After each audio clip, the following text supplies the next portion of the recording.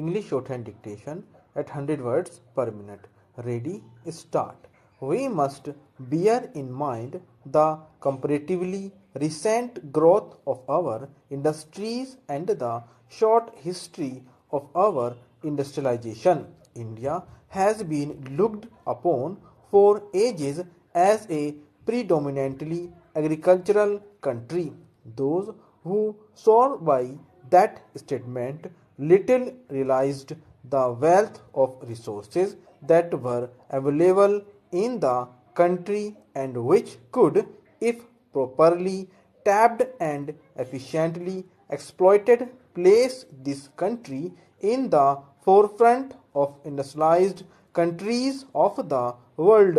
We have, however, to realize that in the process of this industrialization, we have to make up the leeway of decades, nay, centuries. There has never and never can be anything like an industrial revolution in this country which would quickly transform its agricultural economy into a predominantly industrial one.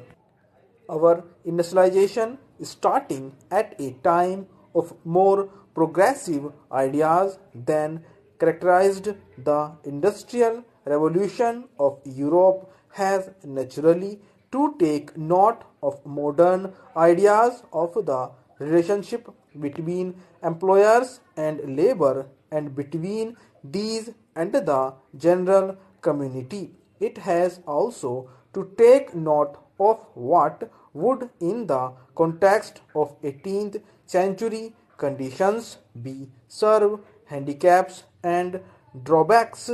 These naturally place limitations on the freedom of individual initiative and enterprise.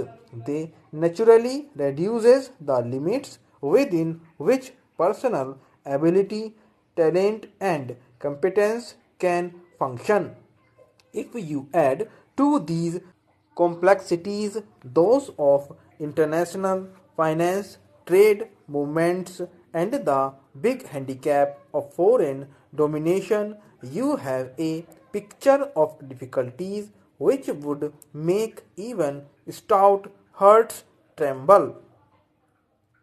I am glad to say, however, that through the foresight, the spirit of adventure, and the nationalistic fervor of our pioneers of industry in the past, and the interest taken in our industrialization by a comparatively small band of industrialists, we have been able to establish centers of industrial installations here and there which form the nucleus of our industrial effort today. There can be no denying the fact that the two world wars have made a tremendous difference to the pace of our progress.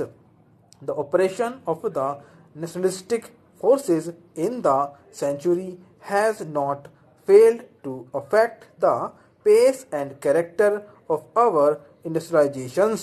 Nevertheless, I feel that those who try to find fault with our present industrial structure or the policies which generally govern our conduct in the industrial field will do well to remember that there is another side of the story without which our appreciation of the situation cannot be complete.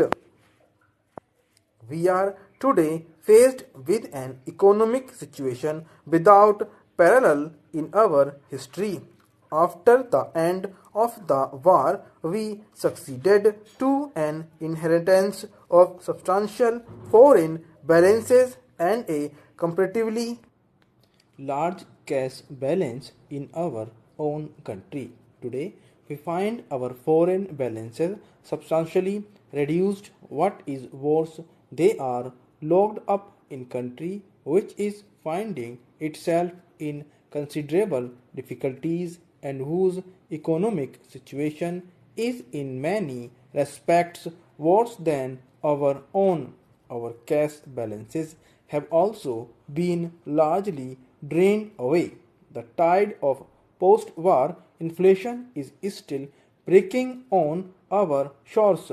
In foreign trade, our imports have been outbalancing our exports, with the result that the for our industrial effort are in short supply.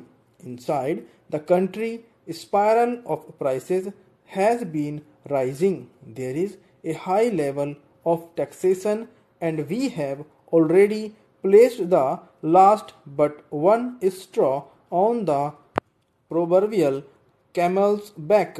Other countries adopted the role of welfare states when they were substantially more advanced in their industrialization. We have adopted that role today when we are hardly on our feet as an industrial country. All this has produced a tremendous strain not only on our national exchequer but also on the capacity of industrialists to help themselves for the future as such. If we look at the causes which have brought about the present situation, the remedies become obvious. It is quite clear that we cannot go on maintaining such a high level of prices. Prices must therefore come down. With our incomes shrinking and the prospect of further shrinkage unless we stage a quick recovery, we must cut down our expenditure in order to balance our budget. We must build up our resources in those foreign currencies which we so sorely need for our industrial effort. For this, we must cut down those imports which are, for our immediate purposes, unessential, and in this I shall include food imports because I am convinced that with honest, coordinated, and concentrated effort we can make up whatever deficiency in food production there exists today. We must create a sense of confidence both in the investor and in those on whom will fall the great national duty of utilizing investments. It is only then that we can successfully implement our efforts to stimulate investments and to ensure that every pie that is saved is utilized in a national endeavor to stage a recovery from a severe economic malaise. Above all this, however, we must up our strength not on the basis of temporary support or artificial reductions in prices or stimulation of investment. Stop.